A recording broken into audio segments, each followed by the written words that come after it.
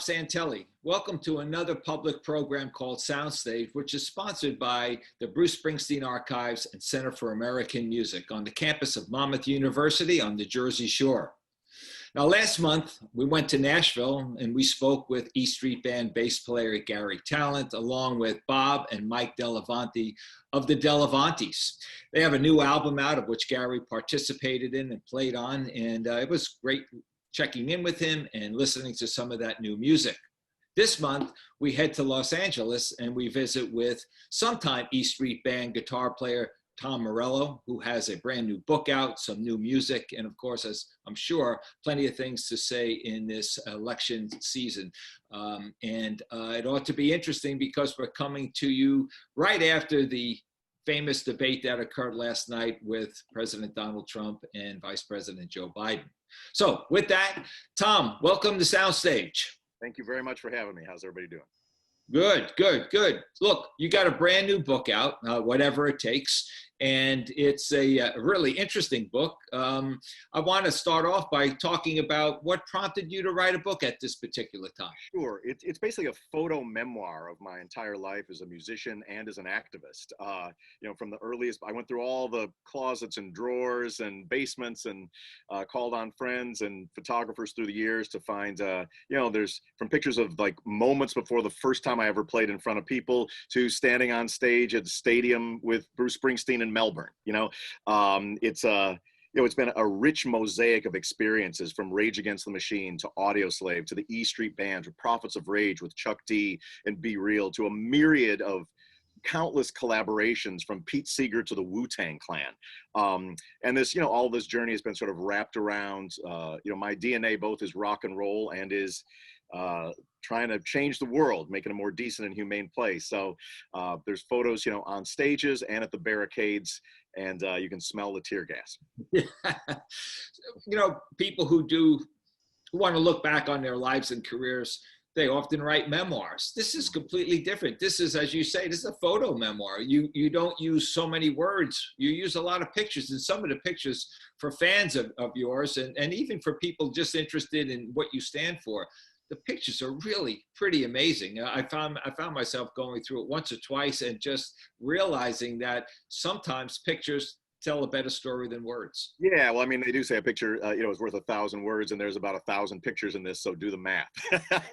But it really was a joy kind of looking back through all of these photos. And, when I very much live in the moment, and when I'm in Rage Against the Machine, I'm focused on that. When I played with the E Street Band, focused very much on that. But to be able to kind of like look back and the quilt of experiences, it's really unbelievable. Like when I first was strumming a tennis racket on my bed, looking at a poster of Led Zeppelin, I thought, I'll be in one band for my entire life. And that was my sort of dream to do that. But the experiences turned out to be much different and much more diverse and much richer in a lot of ways. Yeah.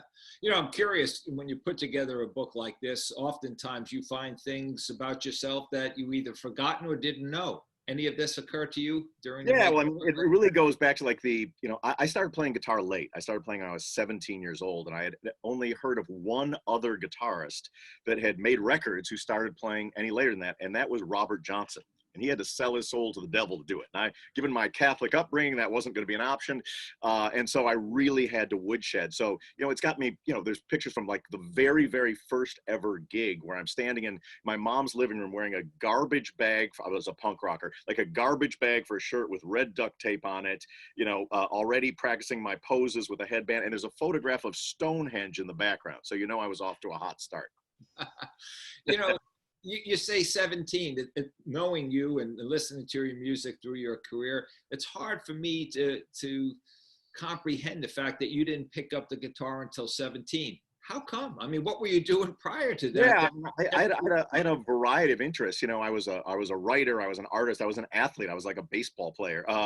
And I had this kind of youthful Renaissance teen experience of doing all these things. I was in the drama club, but for me, it was I loved rock and roll. I probably loved rock and roll more than anything else, but it was an unattainable dream. It was like all of my favorite bands had $10,000 Les Pauls and owned mansions on Scottish lochs. And that was so removed from my experience in a damp basement in Libertyville, Illinois. And then when I discovered punk rock, it was the Sex Pistols first and then the Clash, where not only was the music instantly attainable, it was as powerful as any music I'd ever heard, but it was also instantly attainable.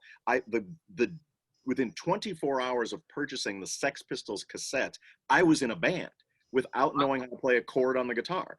I just went in a drama club and I said, a punk band is forming.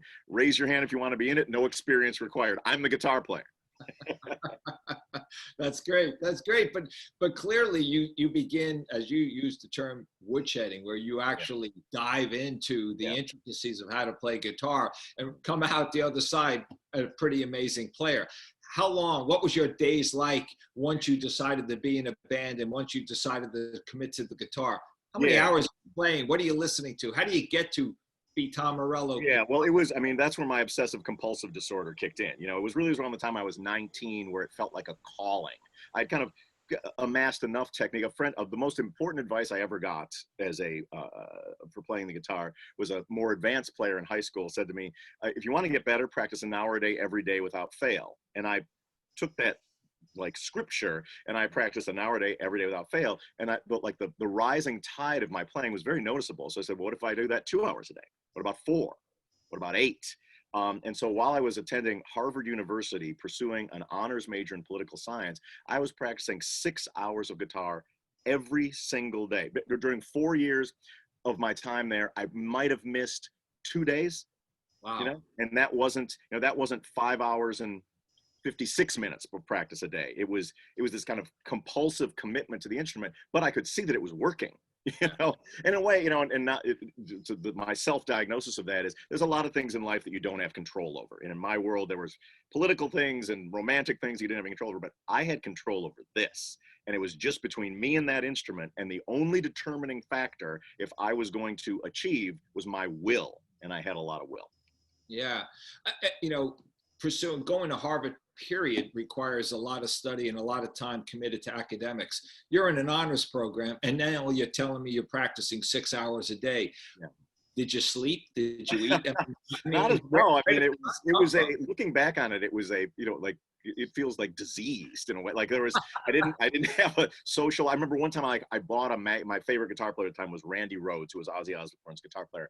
And he was on the cover of, he had passed, but it was on the cover of Guitar Player magazine. And I remember I can't wait to read this magazine. It was months before I allotted myself the time to read this magazine because I wanted to give it its due attention. But no, I was really, but the interesting thing is that while I was practicing and amassing a tremendous amount of technique, I was able to, kind of ape the stylings of my favorite guitarists, Eddie Van Halen's and whatnot of that period, and play the punk rock music I liked. I wasn't able to write music that I liked. I wasn't able, at the time I was becoming an excellent musician, but I had not put my toe in the water of trying to become an artist. And that happened at the beginning of Rage Against the Machine, where I realized there were so many of these kind of shredding guitar players around. And Rage, we actually, maybe a photo in the book of this, we played a show at like some woe-begone college in the San Fernando Valley, and we were opening up for 2 bands, and each of them had shredding guitar players. And I'm like, if I'm the 3rd shredding guitar player in this crappy gig on a Wednesday, in the Valley, like I can get off that hamster wheel. And then I continued the same obsessive practice regimen, but rather than practicing scales and chords and theory, I started practicing the eccentricities in my playing, practicing the mistakes in my playing. Rather than having Eddie Van Halen as someone to practice, I was practicing lawnmower sounds and hippopotamus sounds and R2D2 sounds, and spending hours and hours a day trying to approximate what DJs were doing. And then once I did that, then the blinders were really off, and I started finding my own voice on the instrument, and kept one foot in being a musician, but went headlong into trying to be an artist. Right. And yet there is something else that comes along too, because you take that background, that passion for political science, and using music as an agent for social and political change. And of course, that comes out loud and clear, beginning in Rage, and continues right on through to today. And I think the photos in that book are a great indication of that. I sense that that story. You put together a story through the photos that corresponds with I think your life, which I think you did a great job Yeah, of. Which yeah. I think There's is been like the twin passions of like I became politically active around 16 or 17 years old. I was part of an underground school newspaper in my small conservative town around the same time that I picked up the guitar. And originally it didn't seem like those two worlds were going to meet. I had my radical political agenda, and then I wanted to shred at the same time. For me, it was the band, the Clash was really the band that helped make me realize there could be an alloy between those two worlds where you could make really compelling um, art and rock and roll, but at the same time, have an impact on people. Like they changed my life. Like that band changed my life and opened me up. They didn't really open up to new ideas. I had those ideas in my head, and they made me realize I was not alone in those ideas. And that's a big thing for a 3-minute song to do.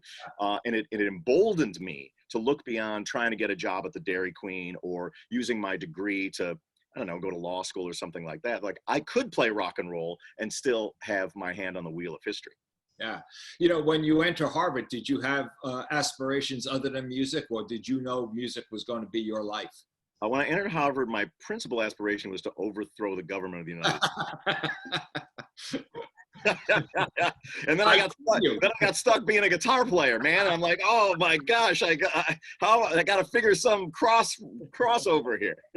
When did you discover Woody Guthrie? Because obviously Woody Guthrie becomes a main inspiration in your life. Yeah, it was much later. Like I was always drawn to hard music, and first it was metal, and then it was punk, and then it was hip hop, like Public Enemy and NWA. And it wasn't until my 30s where I found it was actually my introduction to artists like Woody Guthrie was through Bruce Springsteen. I didn't grow up a Bruce Springsteen fan. I sort of was peripherally aware of his music, and like the image I have in mind is like the Dancing in the Dark video, which was very different from like what I was looking for at the time. But it was the Amnesty International concert. It was on it was like a TV special, and I think it was like Peter Gabriel and maybe Sting or something like that, and it was from Argentina. And I watched that, and I was like, oh, I had this all wrong. Like this is the good like it felt like a kinship. Like he understood I was like, this guy has to be from the northern suburbs of Illinois. There's no way, but in this concert, people were going crazy. I was crying in the living room. So I got the Nebraska record. I didn't know where to start. I got the Nebraska record, and I was like, oh my gosh, like this this music is as heavy as anything in the Metallica catalog. And then through that, I found the Dylan records and the Woody Guthrie records and the Phil Ochs records and the Pete Seeger records and the Joe Hill history.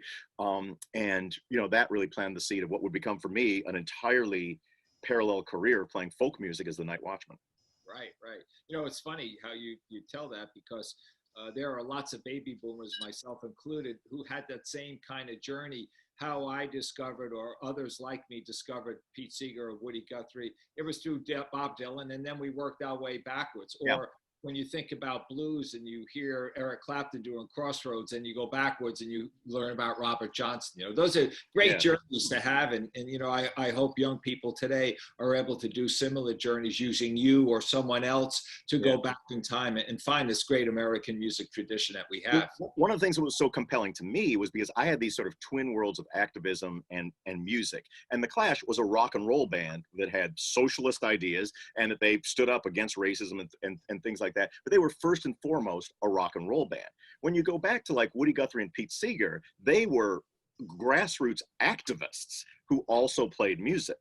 And that was very appealing to me, because my principal influences were not rock and roll influences. They were, anti-colonial leaders in the third world and stuff like that. And I thought, wow, like I could have a guitar and still fulfill that promise as well. Yeah. So getting back to what you're doing today, musically speaking, the book is out. It's called Whatever It Takes, Genesis Publications. It's available online. Where can they purchase these books? Yeah, I think it's tommorellobook.com is where you can get it. And and it's a photo memoir that I'm very, very proud of. I have a number of other things out too. Like I did one of those master classes, which during pandemic times has been great for, sort of fans to check in. The reason why I did that one is I I'm self-taught. I took 2 guitar lessons, which convinced me to never want to play the guitar again. I took those lessons when I was 13, put it down until I was 17. And so I wanted to provide like some sort of like very positive way of doing that. I also have an audio book, live at the Minetta Lane Theater. That's an Audible original, which is, kind of a companion piece in a way to the Whatever It Takes book, and constantly putting out music. During the first part of the pandemic, I was in a real drought. I was kind of at home. I was supposed to be on tour with Rage Against the Machine. Instead, found myself, locked down for an unknowable amount of time.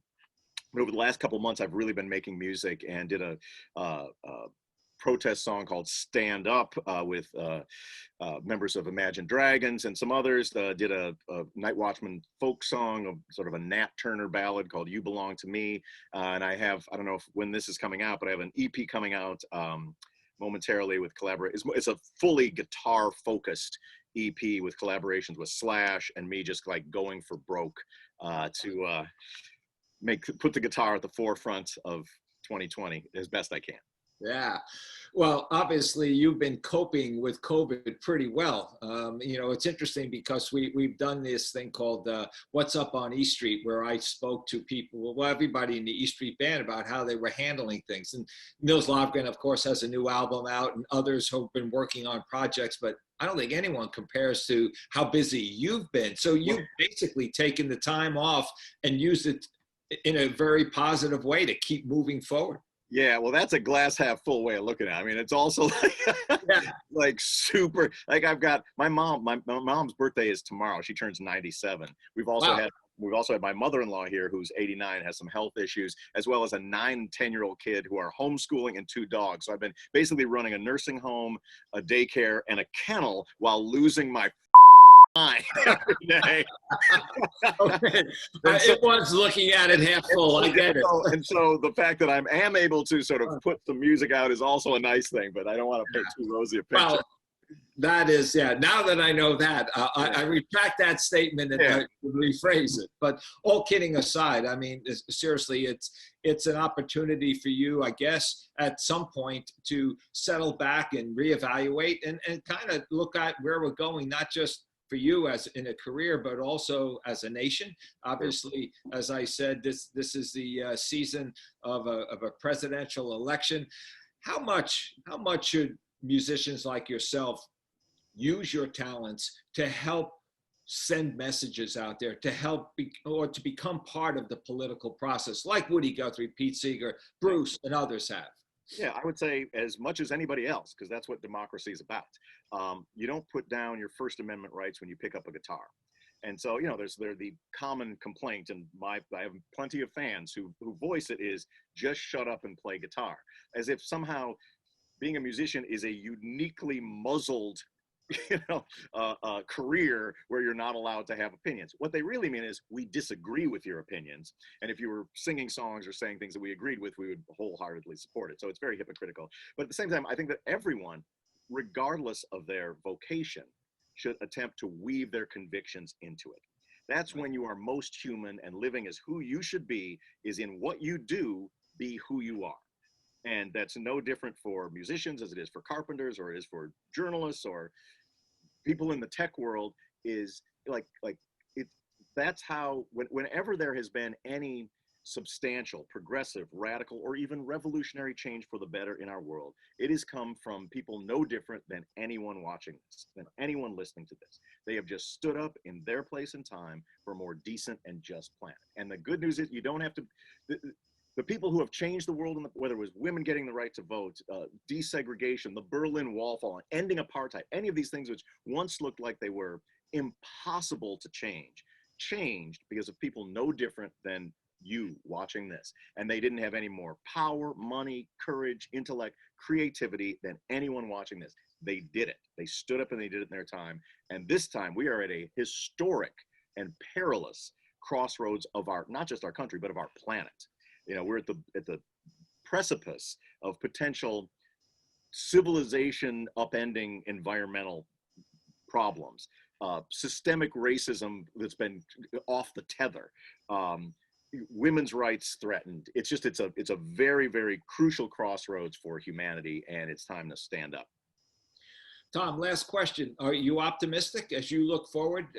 Is there optimism in these words? Yeah, there's always optimism because, like, I mean, every day I see people working hard to create change, and like the reason to have optimism is because, like, you just have to look at history is not something that happened. History is something that we make. You know, once there was the divine right of kings, and no one thought that was ever good. There was no possibility of that change. Now we're facing potential global environmental disaster. Is that a certainty? No, it's not. It's because of what we do or don't fail to do now. There's no bystanders now. There's no bystanders. You're either you have your hands on the steering wheel of history, or you let some other jack and they'll steer it wherever they might. Yeah. Point well taken there. Look, I wanted to say congratulations on the release of the book, the books, the new music, and I know I speak for your fans as well as the people who are chiming here. Keep doing it. You know, the stuff is inspiring to understand your creative process, to understand your commitment to things that are important to you. It's inspirational for people like us. So well done. Congratulations. Keep up the good work, and we'll check in with you next time you have something exciting to show us, because we'll be watching for it. Thanks, Tom. I appreciate it. Thank you very much, everybody.